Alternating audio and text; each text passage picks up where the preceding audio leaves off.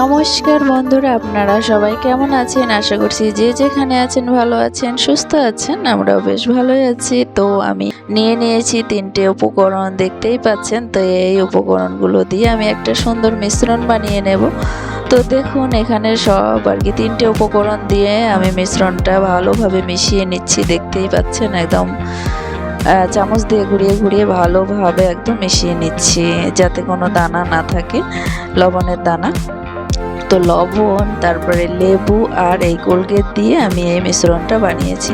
তো মিশ্রণ তো বানালাম, এখন এই মিশ্রণটা দিয়ে কি করব? তো চলুন সেটাই দেখার বিষয়, কি করি এই মিশ্রণ দিয়ে। তো আমার সাথে থাকুন আর দেখুন যে আমি কি করি। তো দেখতেই পাচ্ছেন, এতক্ষণ হয়তো বুঝেও গেছেন যে আমি কি করব মিশ্রণটা দিয়ে। তো এখানে নিয়েছি যে পুরনো কতগুলো ট্রফি। তো পুরনো কতগুলো ট্রফি নিয়েছি এখানে। এগুলো সব আপনাদের দাদা ভাইয়ের ট্রফি।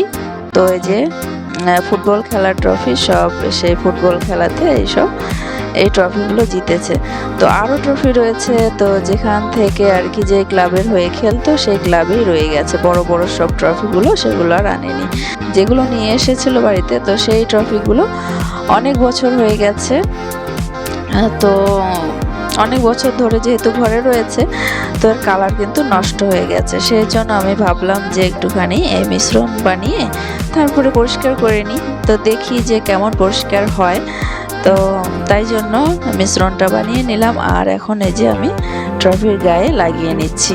তো দেওয়ার সাথে সাথে অতটা ভালো পরিষ্কার হবে না, কিন্তু অনেকটা কিন্তু পরিষ্কার হয়ে যাবে। দেখুন, তো আমি এই যে আঙুল দিয়ে আর কি ঘষে নিচ্ছি হালকাভাবে। তো এভাবে আমি সবগুলো ট্রফির গায়ে লাগিয়ে 1 ঘন্টা মতো কিন্তু রেখে দেবো, সাথে সাথেই কিন্তু ধুয়ে ফেলবো না। তো আমি এখন লাগিয়ে রেখে দেবো 1 ঘন্টা মতো। তবু আপনাদের সাথে এই যে সাথে সাথে একটু দেখিয়ে দিচ্ছি যে লাগানোর সাথে সাথেই কিন্তু অনেকটা পরিষ্কার হয়ে যাচ্ছে। তো আগে এরকম আমি কখনো দেইনি। কাঁসা পেতলের ট্রফি বলো, তারপরে থালা, বাটি, গ্লাস, তারপর ঠাকুরের বাসনপত্র কিন্তু এই মিশ্রণ দিয়ে ধুলে পরে পরিষ্কার হয়ে যায়। তো চলুন, এখন আমি এই ট্রফিগুলোকে পরিষ্কার করছি। তারপরে এগুলো পরিষ্কার হলে তারপরে অন্য কিছুও করা যাবে।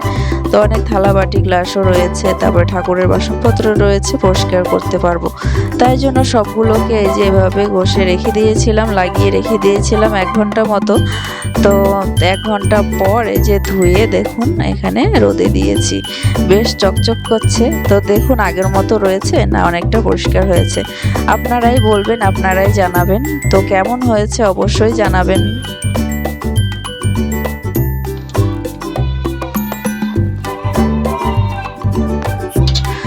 অবশ্যই জানাবেন বন্ধুরা যে পরিষ্কার হয়েছে কিনা। তো অবশ্যই জানাবেন আপনাদের কেমন লাগলো, তাও জানাবেন কমেন্টে, বেশ ভালো লাগবে শুনলে। তো চলুন, আপনাদের যদি এরকম পরিষ্কার করার থাকে তো অবশ্যই পরিষ্কার করতে পারবেন ট্রফি, তারপরে কাঁসা পেতলের থালা, বাটি, গ্লাস, ঠাকুরের বাসনপত্র। এভাবে কিন্তু আপনারা পরিষ্কার করে নিতে পারেন। তো চলুন, আজকের ভিডিওটা আমি এখানেই রাখছি। আপনাদের কেমন লাগলো অবশ্যই জানাবেন।